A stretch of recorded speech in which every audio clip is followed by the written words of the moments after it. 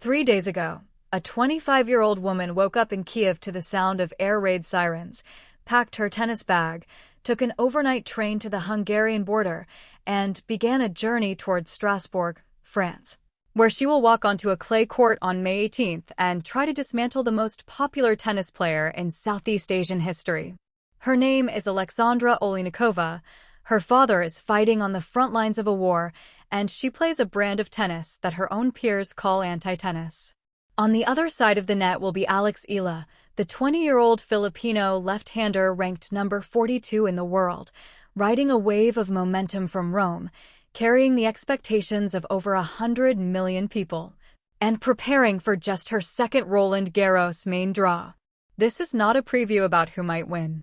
This is about what each player has already answered for herself just by showing up, and what the specific collision of their games will reveal about where both careers actually stand right now in May of 2026. Let me start with what happened in Rome, because that tournament changed the texture of both players' seasons in ways that matter directly for Strasbourg.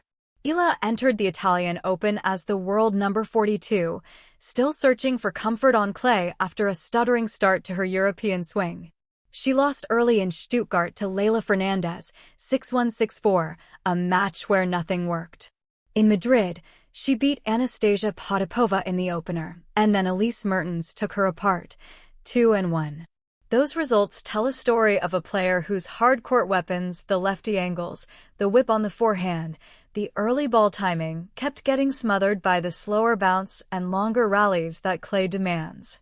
Then Rome happened. Eala opened against Magdalena Frech and won the first set 6-love before the match turned complicated. Frech fought back to take the second, and suddenly the old narrative threatened to reassert itself, the narrative that Eala cannot sustain aggression on dirt for a full match. But here is where something genuinely new occurred. Rather than panicking, rather than overhitting to try to end points faster, Eala told her team afterward that she realized she was not finishing points tired enough. That is an extraordinary piece of self-diagnosis for a 20-year-old in a third set on an unfamiliar surface. She pushed harder physically, won the decider 6-4, and then did something even more impressive the next round. She defeated Wang Xinyu, the 31st seed, in straight sets. 6-4, 6-3. On clay. Against an Olympic silver medalist. She only lost when she ran into Elena Rybakina, the world number 2, in the third round, and even there, the 4-6, 3-6 scoreline showed a player competing, not crumbling. What Rome told the tennis world is that Eala's clay court education has reached a tipping point. She can now win on the surface when things get ugly. She can solve the problems that the bounce presents to her flat, hard court style.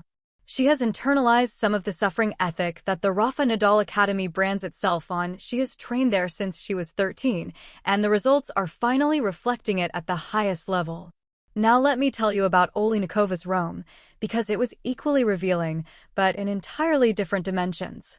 The Ukrainian arrived at the Foro Italico ranked 68 in the world after a turbulent spring.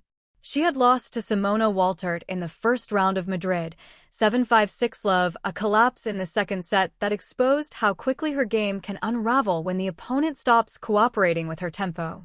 But in Rome, Oliynykova was a different player.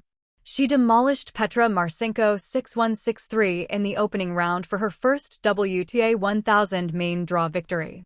Then she drew Clara Tauson, the 18th seed, and was winning 6-1 3-1 when Tauson retired with back pain. The easy read is that she benefited from a walkover. The truer read, if you watch the tennis, is that Oliynykova was administering a tactical clinic. She was not just winning, she was making Tauson visibly confused about how to construct points.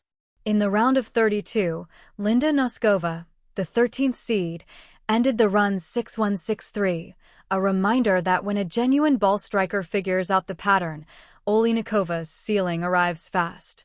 So, what is that pattern? What is anti-tennis, and why does it matter for this specific matchup? Oliynykova plays defense as offense. She slices backhands with heavy underspin that die at the baseline.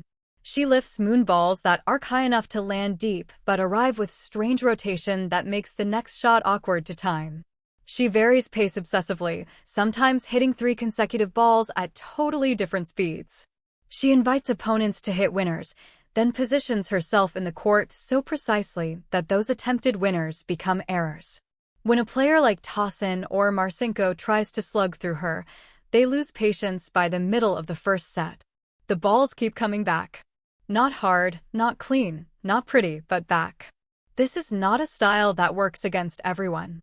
Players who move forward confidently, who volley well, who can construct points through angle rather than pace, they tend to solve Oliynykova. Players who rely on baseline power, who need rhythm to find their timing, who get frustrated when their best shots are neutralized, they struggle. The question for Strasbourg is, which category does Alex Eala fall into right now? 12 months ago, the answer would have been clear. Eala's game was built almost entirely on timing and pace. She hit early, she redirected beautifully, she used the left-handed angles to stretch opponents. But she needed the ball to come at her at a consistent speed so she could calibrate her swing. A junk-balling, rhythm-disrupting opponent would have been a nightmare. But the Eala of May 2026 is not the Eala of May 2025. This clay season has added layers to her game that did not exist before. The way she managed the third set against Freck, accepting longer rallies, finding depth on her ground strokes without requiring the pace coming off the other racket, suggests she has developed the muscle memory to generate her own power even when the incoming ball is slow and dead. The way she dispatched Wang Xinyu in the second round showed tactical intelligence. She moved the ball side to side, waited for short balls, and punished them with precise angles rather than pure force. Still, Oleynykova's brand of disruption is not something Eala has faced at this level. There is no player in the top 100 who plays quite like the Ukrainian. The closest comparison might be someone like Ons Jabeur with her slices and variety, but Jabeur pairs that with genuine offensive weapons. Oliynykova does not. She is purely and completely a defensive architect, and that purity makes her paradoxically dangerous, because there is no break in the pattern to exploit. Here is what I think matters tactically. Eala is left-handed. Her cross-court forehand naturally goes to Oleynykova's backhand side, which is where the Ukrainian wants to slice from. If Eala gets into cross-court backhand rallies with Oliynykova, she is playing directly into the style. Those slices will come back low, forcing Eala to bend and lift, and the Filipina's ability to generate angles from a low ball on her backhand wing is still developing. The key for Eala is to use her forehand inside out, to redirect play toward Oleynykova's forehand side, and to move the Ukrainian laterally rather than engaging in the cross-court exchanges she wants. The serve will also be a factor, but perhaps not in the way most people expect. Eala's serve has been a work in progress all season. Her first serve percentage in Rome hovered around 60%, which is workable but not dominant. Against Oliynykova, who is an elite returner in the sense that she gets every ball back, the serve does not need to be an ace machine. What it needs to be is a placement tool. If Eala can serve wide to the ad court with her left-handed slice, pulling Oliynykova off the court, the subsequent short ball becomes available immediately. If she serves into the body, she eliminates the angle on the return and can dictate with her second shot. Oleynykova's serve, meanwhile, is genuinely limited. She does not generate significant pace or spin on it. What she does is place it consistently deep, which on clay is enough to start the rally on her terms. But it is also an invitation for Eala to step in aggressively on the return. Eala's return game has been solid this season.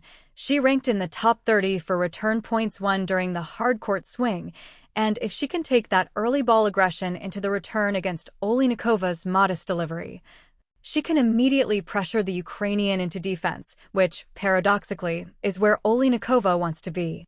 The trick is to be aggressive enough on the return to generate a short ball on the second shot, but not so aggressive that you make unforced errors against a serve that does not require risky returns. There is a psychological dimension here that I want to name directly, especially for the Filipino fans watching this match with enormous investment. Eala has spoken openly about the crowds, about the queues wrapping around stadiums, about the overwhelming support from the Filipino diaspora at every tournament she plays. She told Andy Roddick on his podcast that she spent time in denial about her own fame before accepting it and choosing gratitude. That emotional maturity matters because this match will not provide the catharsis of a big-name upset. Oliynykova is ranked 68. She is not a household name. If Eala wins, it will not generate the same headlines as beating Wang Xinyu or pushing Rybakina. And if she loses to a defensive player on clay in a match that gets slow and frustrating, the discourse will be unforgiving in a way that does not reflect the actual complexity of what happened on court. I want Filipino fans to understand something about this matchup that the rankings do not show. Oliynykova is a clay court specialist. Her favorite surface, her highest percentage tennis, her most dangerous configurations, they all live on red dirt. She reached her career high of 66 on this surface. She won 3 WTA 125 titles in the autumn of last year, all on clay. She took a set off Madison Keys at the Australian Open, which was impressive, but hard courts are where she is weakest. Here in Strasbourg, on slow European clay in the final week before Roland Garros, Oliynykova is in her element. She is not a lesser opponent just because her ranking is lower than Eala's. She is, for this specific surface and this specific week, a genuinely difficult puzzle. And yet here is why I believe Eala will solve it. The tools she demonstrated in Rome were precisely the tools this match requires. The patience in the third set against Freck. The angle construction against Wang. The physical willingness to extend rallies and win them through attrition rather than brilliance. Eala does not need to play beautiful tennis to win this match. She needs to play smart tennis, patient tennis, and occasionally, when the short ball arrives, clinical tennis. The Strasbourg clay is slow. Slower than Madrid, similar to Rome. It will give Eala time to set up her shots, which is what she needs when the incoming pace is low. It will give Oliynykova time to get back into position, which is what she needs to execute her defensive architecture. The rally length in this match will be longer than anything Eala faced in Rome. That is the adaptation she must make, accepting 12-ball rallies as the norm rather than the exception, and maintaining her shot selection discipline through the repetition. I want to mention one more thing about Oliynykova because her story deserves respect regardless of the competitive outcome. This is a player whose father joined the Ukrainian armed forces in 2024, who trains in a city under regular bombardment, who takes overnight trains to borders to reach tournaments, who slept in camper vans and airports when her prize money had not arrived, who has been vocal and uncompromising about the war, wearing protest shirts to press conferences, refusing handshakes with players she believes have supported the Russian regime. When she says she plays for her father's army unit, the soldiers who texted her after Wimbledon qualifying and told her not to quit, she means it with a literalness that most athletes never have to carry. This context does not change the tactical analysis. It does not make Oleynykova's slice heavier or her movement faster. But it explains the psychological fortification that makes her so difficult to break down in matches. A player who has experienced genuine existential threat does not get rattled by a break of serve or a tough call from the chair umpire. That calm is a weapon on clay, where patience wins rallies and composure wins sets. For Eala, the weapon is different but equally real. She carries something genuine, not just expectation, but genuine national pride distilled into athletic purpose.